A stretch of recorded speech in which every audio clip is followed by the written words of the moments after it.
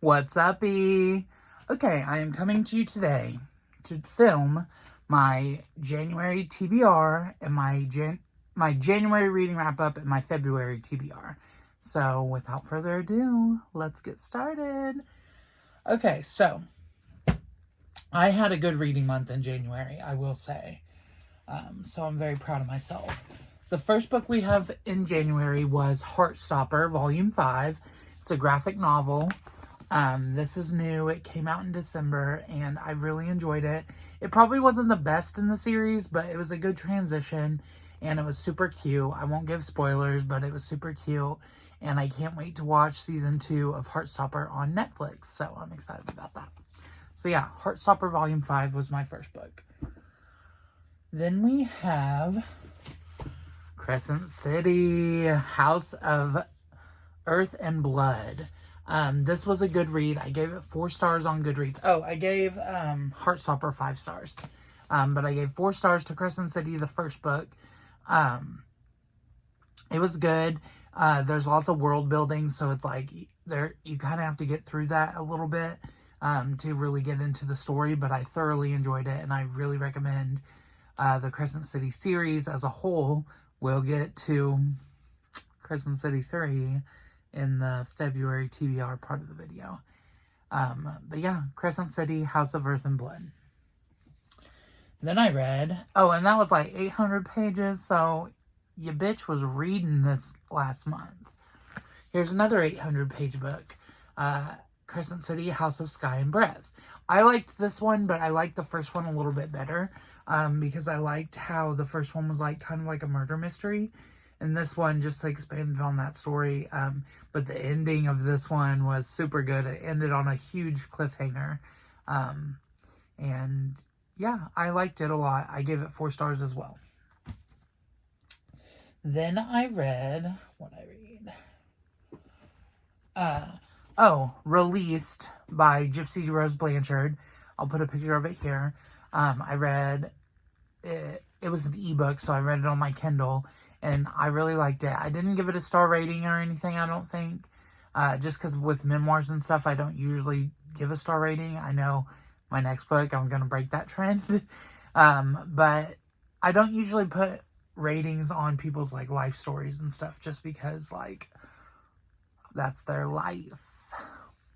Okay, and then I read Down the Drain by Julia Fox. This is a memoir that I did give 5 stars to. I thoroughly enjoyed this book.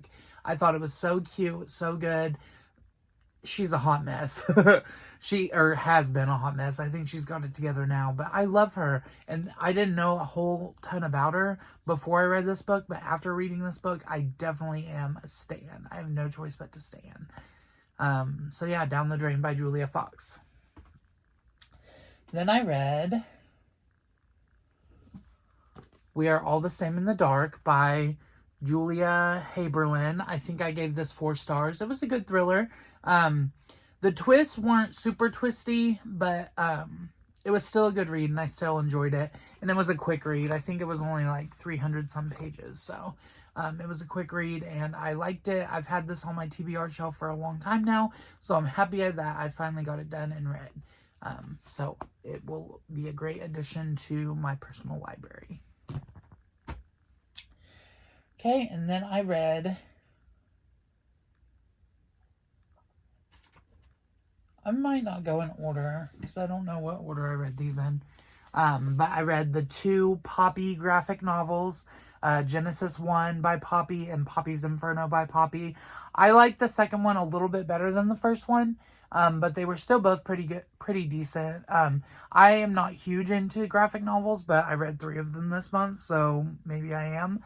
But yeah, I enjoyed these, and I'm a big fan of Poppy, so I like her music and I like her, so I had to read these.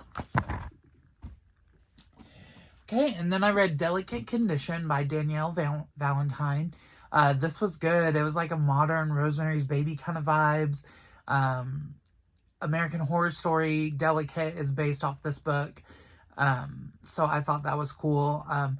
I started to watch American Horror Story, the show, and I'm like, the book's better. I just can't. I am finding it so difficult to watch the movie version of a book I read. Like, I'm so annoyed with how Hollywood does things. It's like, this is not good.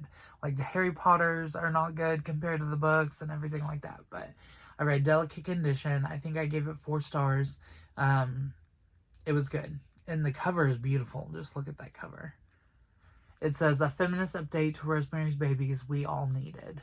And I would definitely attest to that. I can't talk right now. I have mental problems, y'all. Then I read Turtle on a Fence Post by June Ray Wood. If you guys know about June Ray Wood, you know that she writes some good books. But she only has 5 books that she's ever written in her whole life. She's a local author. I think she lives in Missouri. But this is the sequel to The Man Who Loved Clowns, which I read last month. And I really enjoyed Turtle on a Fence Post. I think I gave it 4 stars. I gave The Man Who Loved Clowns 5 stars, but I did enjoy this book. Anything by June Ray Wood. I have all of her books. I plan on reading them all this year. But yeah, I enjoyed Turtle on a Fence Post. Okay, and then the last book I read. So how many books is that? 1, 2, 3, 4, 5, 6, 7, 8, 9, 10, 11. I thought I read 12 books. 1, 2, 3, 4, 5, 6, 7, 8, 9, 10, 11. I thought I read 12 books. Is this right? Oh, missing this book. I read The Secret of Platform 13. This book, my 5th grade teacher read it to us in class, and I didn't remember a whole lot about this book, but I remember the characters go eat fish and chips, and I don't know why I retained that information, but I was Googling for an hour trying to find this book, and all I had to go on was that the main characters ate fish and chips. But this book was not very good. I think I gave it 2 stars. Honestly, not worth the reread. Should have left it in 5th grade. It says perfect for fans of Harry Potter. Harry Potter, I am sorry to you that this book compared itself to you, but this is not the business. 2 stars. Then I read Yellowface, which I believe I gave it 4 stars, but it deserves 5 stars because this was a good read. I checked it out from my local library. This is the large print edition, but I listened to the audiobook and read along, and this was super good. It makes me want to read the other R.F. Kuang books, but this book was so good. I can see why Reese's Book Club added it to their list. But yeah, I thoroughly enjoyed this book, so give Yellowface a read. It's worth it. Okay, so now we are going to move on to my TBR for February. First up, we got another 800 plus pager, Crescent City House of Flame and Shadow. I'm on page, hold on, let me see. I just got to a new chapter. I'm listening to the audiobook and not reading along, just because I'm kind of disappointed in this book, honestly. I'm on chapter 60, so page 536.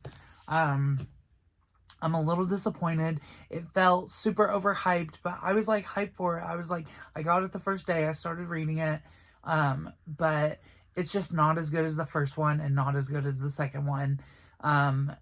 It changes points of view all the time, which is fine. But it's get the story going. I honestly am super disappointed. I'm probably going to give this one 3 stars, but I'm not done yet. It could be a 4-star coming at the end, but, it just seems super slow and there are a lot of words and not a lot going on. But at the same time, there's a ton going on. So it's I don't know how I feel about this book. But so far, it is the weak tit on the Mama Cat as far as Crescent City goes. But I'm not going to let that discourage me, because I am going to be reading another Mossverse book, Assassin's Blade by Sarah J. Maas and Throne of Glass by Sarah J. Maas. Over here, I have the whole collection. You can't see it, but here, I'll show you. I have the whole collection of Sarah J. Maas. Throne of Glass right there. But I got the audiobook to these two. I have to buy all the audiobooks for them because Libby and Hoopla don't have them. So I have to get them from Audible, so that might take me a little while to accrue the funds to buy all the audiobooks. So I'm just reading a little bit at a time. But these are the two I plan on reading this month. Then we have The Winter People by Jennifer McMahon. My friend Grace recommended me this book. Well, she's like a family friend, but she's a friend still. She recommended this book and said it was super scary. And then my mom read it and said it was scary and good. So I plan on reading this book, and it's winter time. I hope the Libby audiobook is ready to read on this, so I probably am going to read that next. Or I might read another book next, which is called Black Cake. I'll put the picture here. My mom read Black Cake, and since it's Black History Month, I would like to read at least one Black author, you know.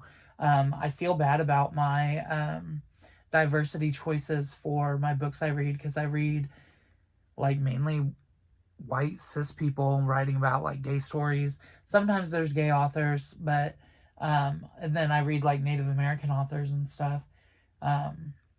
Some Asian authors, but I haven't read a lot of Black author books. I don't know why that is, but I want to make a point to do that.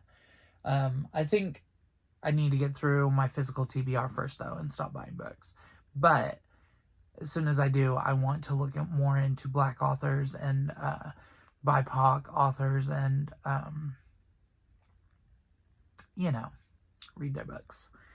But yeah, Black Cake is the book I'm going to read. My mom read it, said it was super good. She wants my sister to read it, and I believe there's a limited series on Hoopla? No, not Hoopla. Hulu, maybe? I don't know. There's a limited series and my mom watched it, and she said it was good. So I'm like, okay, well, I'll read the book first and see if I like it. So Black Cake is the book I'm going to read. Then we have Heartbones by Colleen Hoover. I've had this book for like 2 years now. I need to just read it. I know it's popular to hate on Colleen Hoover, but I love a good Coho book. And I heard this book was pretty good. So Heartbones by Colleen Hoover is on there. Then I have the books that I don't have physical copies of, but I plan on reading. I ordered The Hunger Games, Catching Fire, Mockingjay, and The Ballad of Songbirds and Snakes. So I plan on reading those. Those are coming in the mail as soon as they get here. I also ordered the Blu-rays for The Hunger Games 4 movies, and then plus the new Blu-ray for The Ballad of Songbirds and Snakes, which was a pre-order, but it comes out this month, so I'll get it around the middle of the month. So I plan on reading those. I plan on reading Catcher in the Rye. I did a book report on Catcher in the Rye back in the day, but I didn't actually read the book. I just looked up chapter summaries, and then like wrote my own chapter summaries to them and did a book report and everything. And like my teacher kept my book report and saved it as an example for further future students and stuff. So I was like, oh, cool, but I didn't read the book. So I actually want to like read it because even just the summaries and like everything that goes on with in Catcher in the Rye that I remember, I like that book. It sounds like an interesting story, and I feel like I can kind of relate to the main character and stuff. So I definitely want to reread Catcher in the Rye. And then Remarkably Bright Creatures is another book that I plan on reading. I think I'm waiting on the ebook so I can read it on my Kindle, and then the audiobook is on Hoopla. My sister and mom read it last month and both gave it 5 stars, so I'm excited. And my best friend Anna read it too and said it was super good. So if it's good, I might buy a copy for my collection, but I do not have the physical copy right now, so I will wait on that. And then what other book? There's one other book, I think. Oh, I was going to read Book Lovers by Emily Henry, but I think I'm going to save that till next month because, as you can see, I have a lot to read this month. But yeah, I guess that's the video. Thank you guys so much for watching. Comment down below what you're planning on reading this month and how many books you read last month. Like, comment, share, and subscribe if you could, please. And have yourself a happy little day. Peace.